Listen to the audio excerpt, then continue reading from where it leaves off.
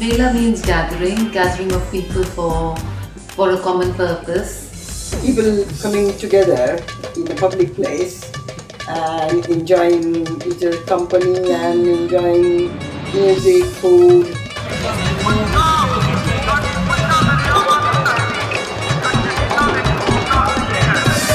I remember 1994 I was elected one of the councillors and I represented Norbury.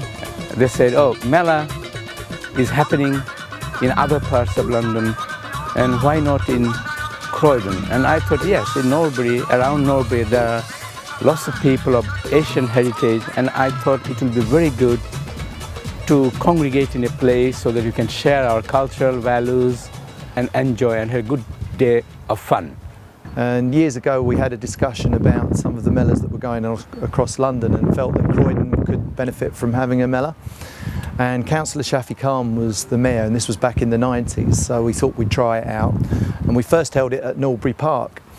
Norbury Mela started in 1998 in this very Norbury Park.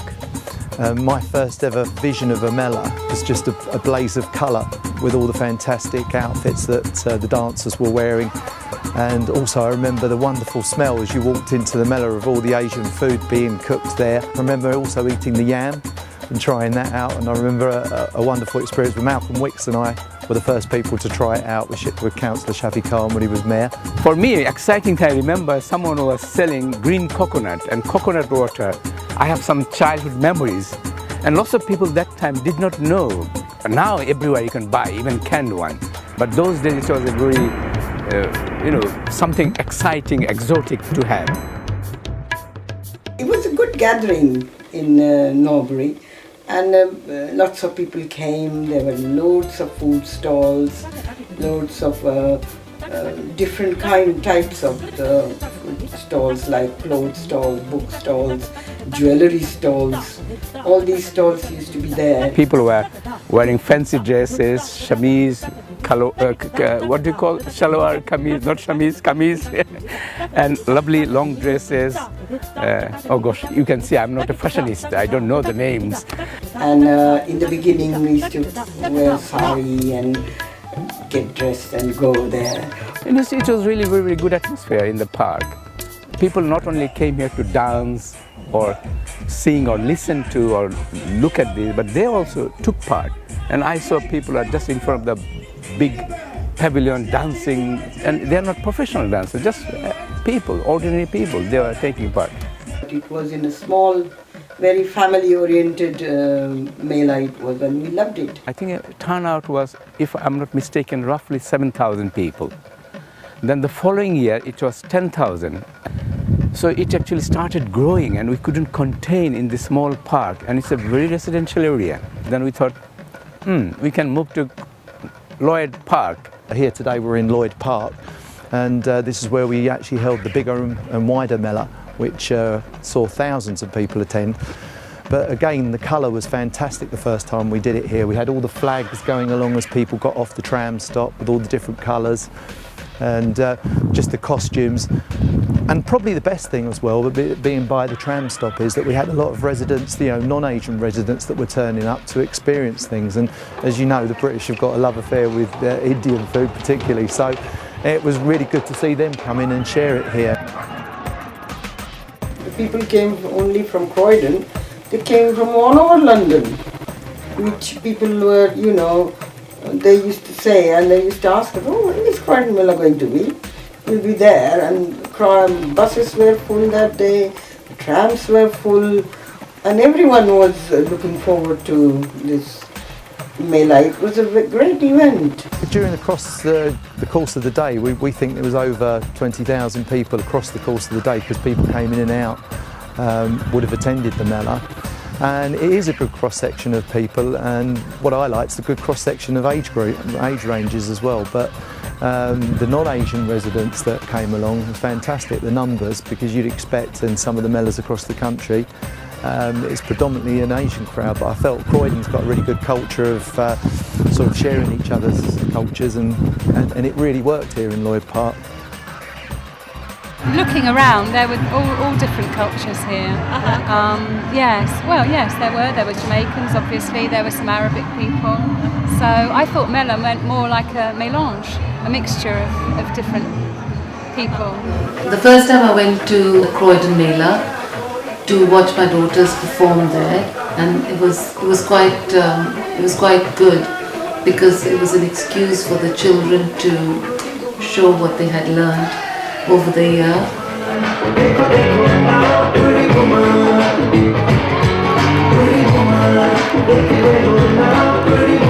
I remember the first time I came to dance, we did a few performances here and there, but the Mela was the first big performance we did, and we were just like thrown in the deep end because we knew that there was going to be crowds of people in a massive tent.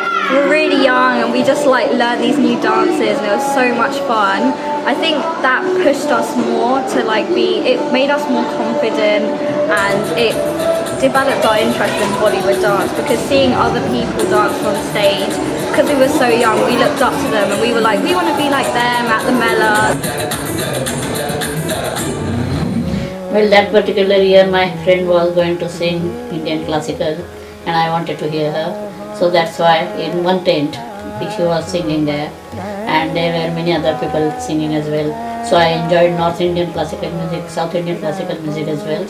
And then I went to the different tent where the small girls, they were doing classical Indian dancing with the beautiful dresses, and all my friends were there.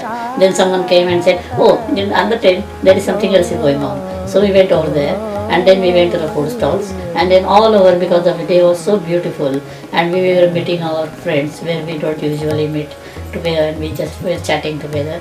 And it was nice for all the parents to get together, an excuse to enjoy the day. And the children, they don't disturb you because they got so many things to go and ride and all that. Well, the amazing thing about a Mela is that it is, unlike a rock festival, it is literally for all generations. So, you know, from grandchildren, you could have 3 generations of a family here, and there would be something for every one of them. It wasn't only the dance and music and food. There were games as well, which was really enjoyable. I enjoyed the kabaddi which used to be there. It wasn't only played by Asian community. The players were from all different walks of life.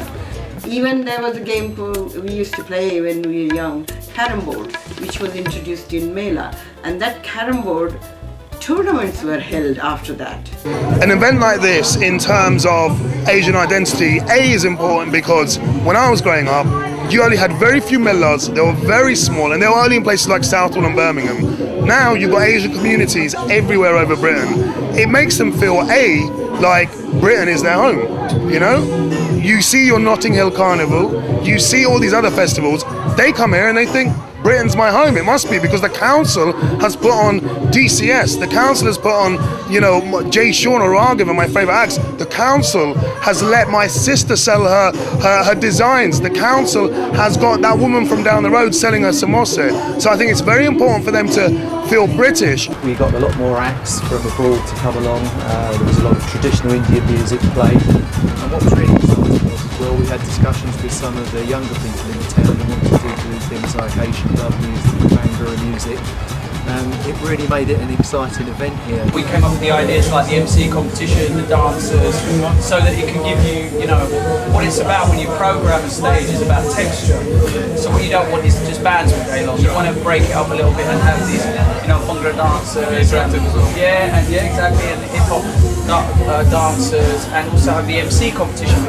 Rap itself is a form of poetry. It is, if you think about it, the most cutting edge form of music, because they don't sit there going, I love you, I love you, I love you. They sit there talking about their problems, about their anger, about the sociological things that are going on around them. It's almost like poetry slams. It's almost like 2 sitar players doing Jungla Bandi or wherever it is, you know, playing with each other. So it's that sort of thing, but it's verbal. And that's something we wanted to bring to the stage. Remember how many young second generation Asians would know about South Indian dance, for instance?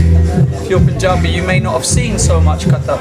So to see things like that is an education through entertainment for all Asians and non-Asians, because it's a great entry point for non-Asians to, you know, experience Asian culture. I'm a good example of that. Is that my very first experience of Asian culture was really when I first started to go to the Mela. Enlightened me, because I personally think the more experiences you have of life, of dance and traditions from different countries, it makes you more aware of that we're all really the same, and it broadens your horizons if you can understand other religions and other communities and other types of dance. The young generation was getting interested. They were getting interested in the games, they were getting interested in the drama, they were getting interested in the dance, music. Mela has influenced not only to our Asian kids, upcoming generation, but the wider community. I remember seeing lots of non-Asian female taking up dancing.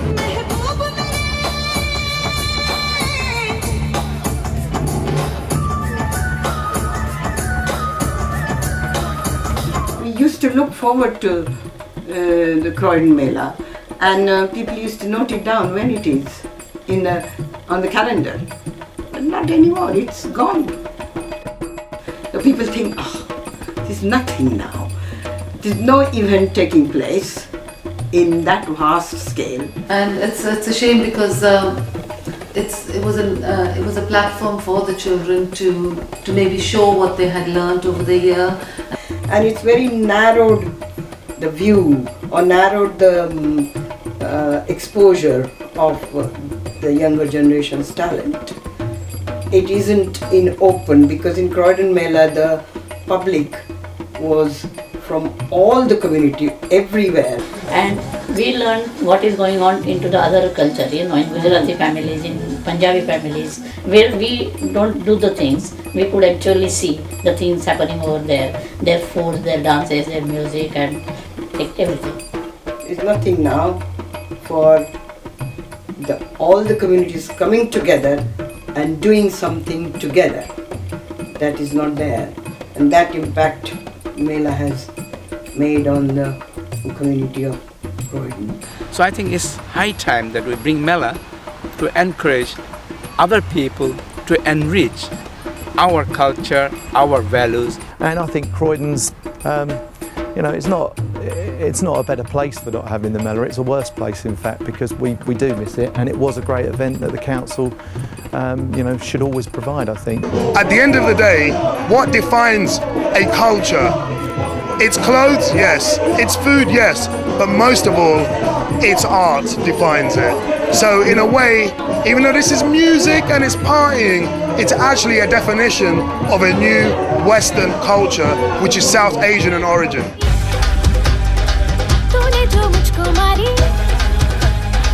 भीगे हम बारी बारी अब तेरी बारी गिरा दी तूने मेरी चोरी हम पिला के मुझको बोली रंग रंग रंगीली होली रंगीली होली रंगीली होली रंग रंग रंग रंग रंग रंग रंगीली होली रंगीली होली